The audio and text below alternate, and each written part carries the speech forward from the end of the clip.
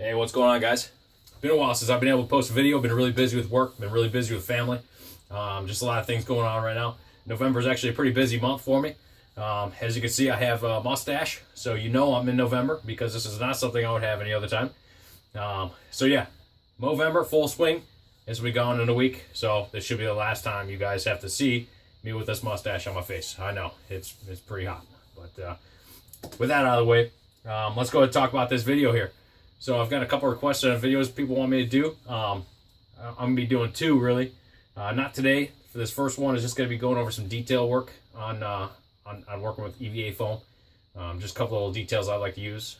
The thing about detailing, there's so many different ways you can add some sort of effect or details to these things. I couldn't possibly sit here and make a video because it's just thousands of things, and I would be here for weeks on end trying to make this video up for you. So I'm just going to go over a couple things that I like to do. A couple things I think makes the project really look good. You can see a couple of these things on Optimus, which turned out really good. So I'll get into a couple of those things and I'll show you those. The next video I'm going to be posting after this one is just going to be talking about the helmets and kind of mounting those things together and how I do that. So with that being said, let's get into it here. A couple things I'm going to be using today. Just razors. A lot of things I like to do. I cut a lot of things. I don't really mold things. It's just I'm always cutting things and shaping from there. A couple files, you're gonna need that. Heat gun and a soldering iron if you have a soldering iron. And those are just the basic tools we'll be using today to add some details on stuff. So I'm gonna bring you guys in closer so you get a closer look at this, and let's get to it. All right, here we are. All right, so one thing that I'm going to teach you here, and it's pretty easy to do, nothing really too creative or anything like that with this one. It's just, it's kind of a matter of cutting some lines in it, and then you just heat it up with a heat gun, and it actually expands the foam, and it kind of gives it a cool effect, and you get some cool little details and stuff in there. But all you're going to do is you're going to go ahead and just cut. Obviously, you don't want to cut all the way through your foam. Just whatever you want to do. If you want some sort of little detail work in there, whatever it may be, just go ahead and do it. So if you're looking at it right now, you really can't see anything in that foam, right? Just looks like a regular piece of foam. But let's hit this thing with the heat gun and see what happens then.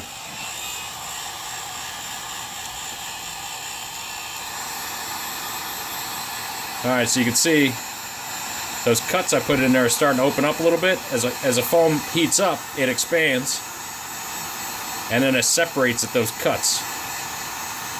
That's a pretty quick, easy way to get a little bit of detail in your work. Hold it on there. If you want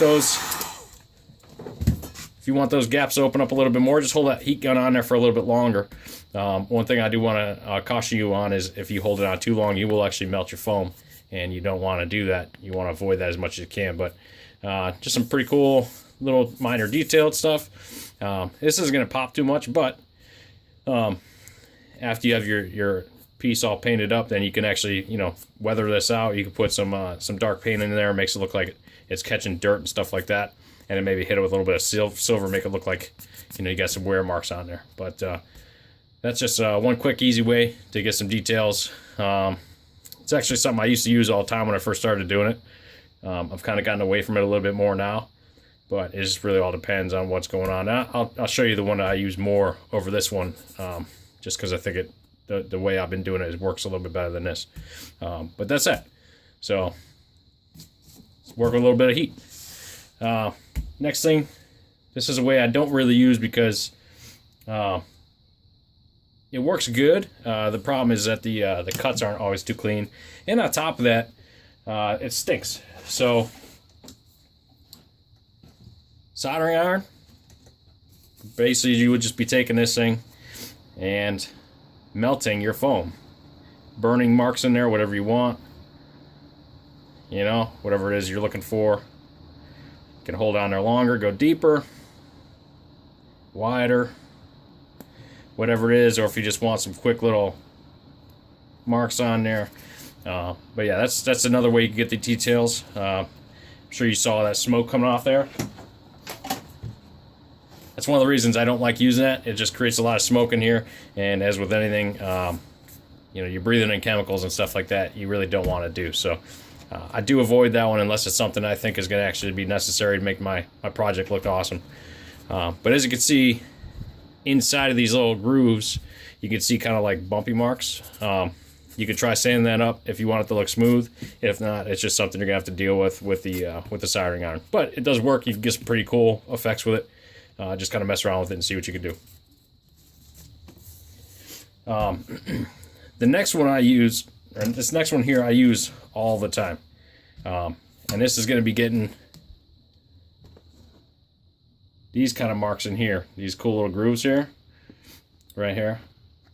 And basically what I do with that, it's pretty easy. You just cut a 45-degree angle groove in your piece of foam. So do this one here. My blade's not super sharp right now either, so I should have sharpened it.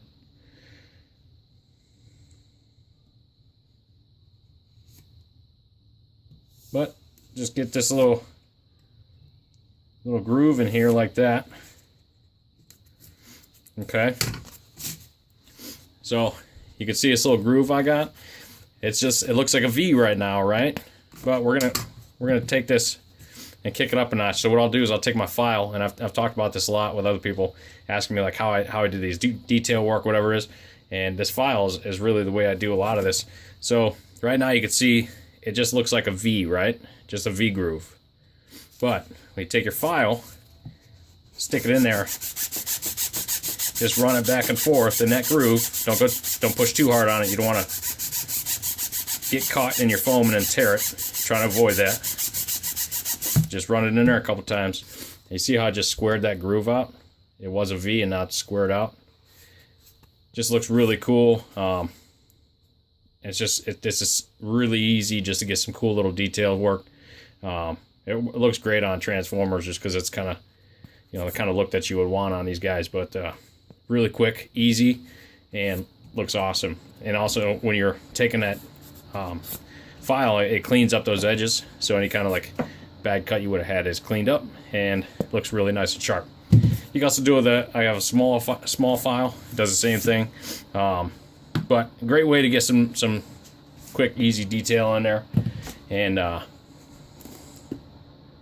actually, here you go on Jazz. Jazz has it here. Just looks really clean.